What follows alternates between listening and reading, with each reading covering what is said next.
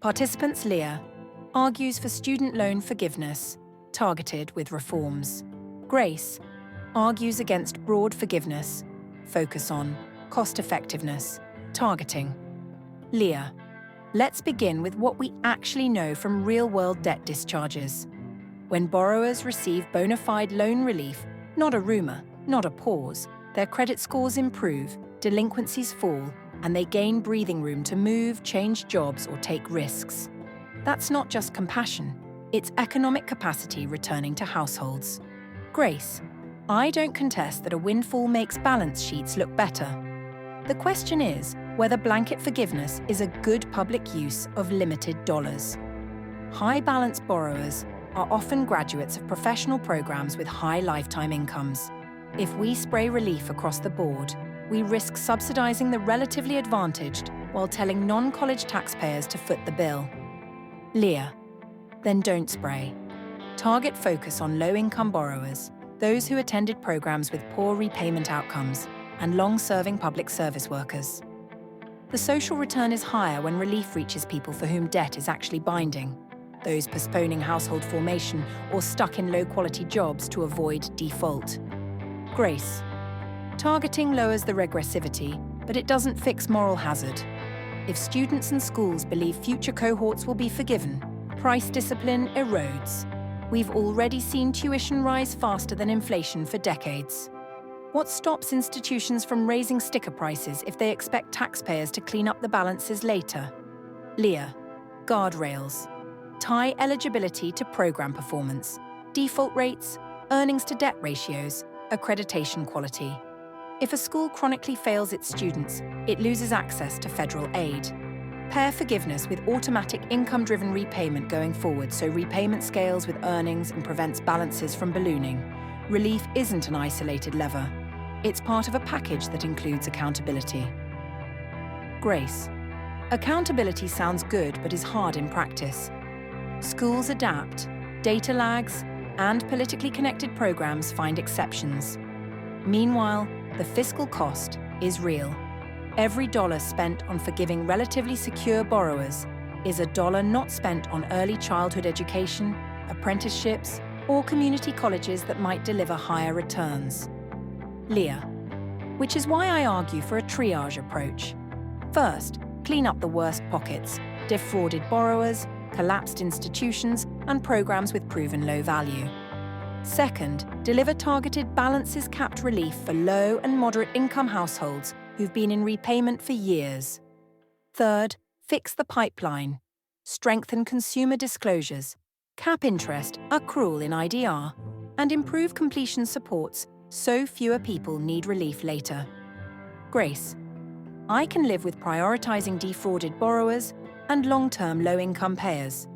But I remain skeptical that forgiveness meaningfully changes labor supply or entrepreneurship at scale. Evidence from payment pauses shows muted effects on work hours. If the macro juice is small, we should be rigorous about cost per result. Leah, payment pauses are not the same as permanent discharge. Pauses are temporary and uncertain. People behave cautiously because the bill is coming back. Permanent relief lets households reset plans, move to a better job, qualify for a mortgage, or start a firm. Even modest improvements in credit access matter, especially for those without intergenerational wealth. Grace, let's talk equity. Many borrowers struggling the most never got a degree. They borrowed small amounts, didn't complete, and now earn modest wages. I support helping them. But broad relief that includes high-earning graduates muddies the equity story.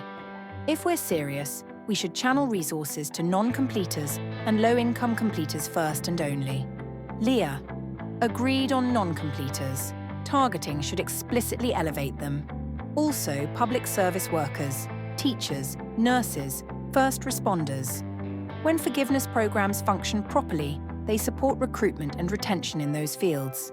That's a social payoff beyond the individual borrower. Grace.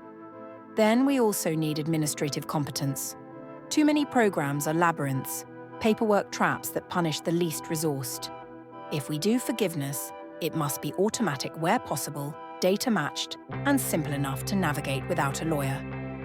Leah, 100%. Auto-enroll eligible borrowers, simplify annual income verification, and deliver clear, multilingual communication. And while we're at it, fix interest capitalization and negative amortization. It's indefensible to watch balances grow when people are making good faith payments. Grace, one more concern: fairness perceptions. Households who chose cheaper schools, worked through college, or repaid quickly often feel penalized when others get relief. A policy that relies on solidarity can't ignore those sentiments. Leah, we can address fairness by making forward-looking reforms universal: lower interest caps, simpler IDR, and more generous Pell Grants. Past relief plus future restraint is a principled compromise. Help those stuck now and make the system less punishing going forward so today's high school juniors never need the same rescue. Grace, if the compromise includes strict program accountability, transparent cost-benefit tracking, and sunset clauses that force Congress to re-evaluate results, I'm listening. We should publish a dashboard: dollars forgiven by income decile, program type, and completion status, default rates, and labor market outcomes over time. Leah, deal. Measurement with teeth. Tie continued appropriations to hitting equity and performance targets. If results disappoint, scale back or redirect resources to earlier interventions like need-based grants and completion coaching, which might deliver more learning per dollar. Grace, so here's my line: prevent harm upstream, help the truly distressed downstream, and avoid writing blank checks in the middle.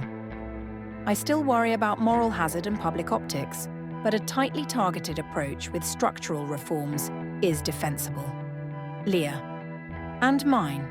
Relief is not a panacea, but it's a legitimate tool to repair damaged balance sheets and unlock mobility if we target it and fix the pipeline. A humane system shouldn't trap low-income and non-completers for decades over thin balances. Grace. Then we agree on the architecture, even if we differ on the size. 1. Target non-completers and low-income long-timers. 2. Protect and streamline public service pathways.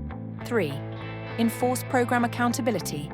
4. Simplify IDR and cap interest. 5. Publish outcomes and adjust. Leah, exactly.